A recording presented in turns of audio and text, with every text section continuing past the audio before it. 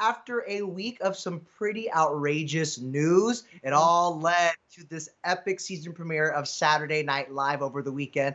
SNL really kicked off season 46 with a bang. Chris Rock hosted. You had huge ratings. I sound like Trump. Huge, huge ratings. I was waiting for that. Backlash. What you're watching here, of course, is the epic cold open that starred Jim Carrey.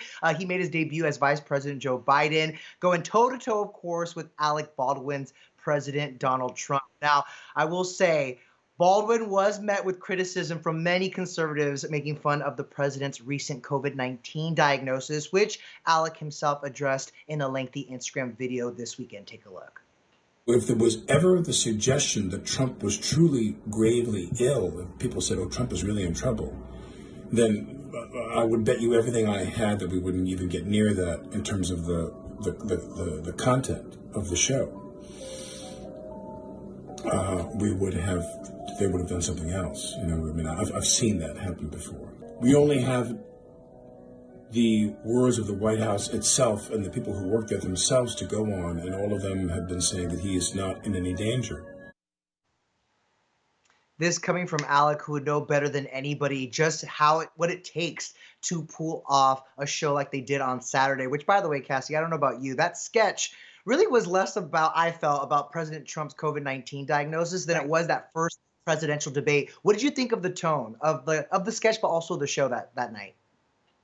To be honest, the show had me laughing from start to finish. I really enjoyed Meg's performance, which of course we'll get into, but really, like you just mentioned, that cold open between the two really was not focused on President Trump's COVID-19 diagnosis. It was more a parody of the first presidential debate and, really Trump's interruptions, Biden's rambling. I thought the tone was very balanced, but when you do come into the topic of the COVID-19 diagnosis, you have to keep in mind that at this point in time, President Trump was taking to social media. He was updating people and thanking Right. people for their well wishes. So, really, I believe Alec when he says, had we had been told something different, if he was in fact gravely ill, that they would not touch that in terms of content because it is a very serious issue. But when you have the president tweeting to people and making videos from inside the hospital, I think it really is fair game. And obviously, you have to imagine that the writers' room probably scrambled Mhm. once they heard that President Trump and First Lady Melania tested positive for coronavirus. But from what I saw on Saturday, I feel like they made maybe a quick mention of it. It was very subtle and benign, Mhm. if anything, because for them, the focus was a topical event, which was that presidential debate, which, to be fair, I feel like they Right. were really balanced with the portrayals of both Biden and Trump. Like Mhm. you're laughing at both of them essentially, you know what I mean, and whatever that debate was, because it was so chaotic. But as Alec mentioned, he has seen time and time again just binders of all these ideas and sketches that really just get archived and shelved and never see the light of day because it's something, it's a responsibility they don't take lightly. Mhm. It's like Saturday Night Live has built this long running show and brand based on addressing real life issues, but in a comedic way. Right. So they'd be hard pressed if they didn't talk about the week of political news, And Chris Rock, during his monologue, which I thought he was so brilliant throughout the show, and it's good to Mhm. see a legend back at Studio 8H, but he, even at the top of his monologue, barely scratched the surface. He like made mention of President Trump testing positive and then moved on. I was just happy that we have a show like SNL back to give us a Mhm. little bit of levity, give us that like much needed laughter amid this crazy, crazy time.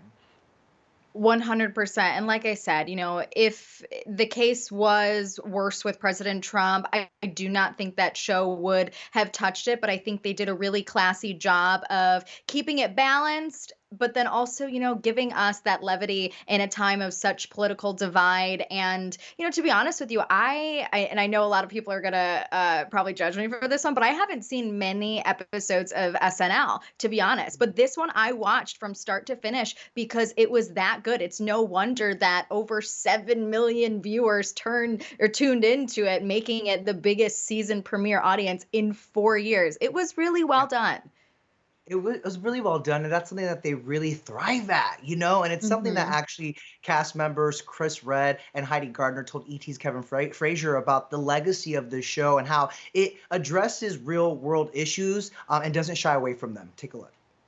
So I was just hearing from some writer friends during the moments that was happening, and while the president was releasing videos, just how many jokes we're going to be able to live, and how many jokes were like, it was. So I know somebody was feeling that pressure. I think it's in the minds of people with a topic like COVID-19 to be as sensitive as possible to it. I know that's something that the show considers.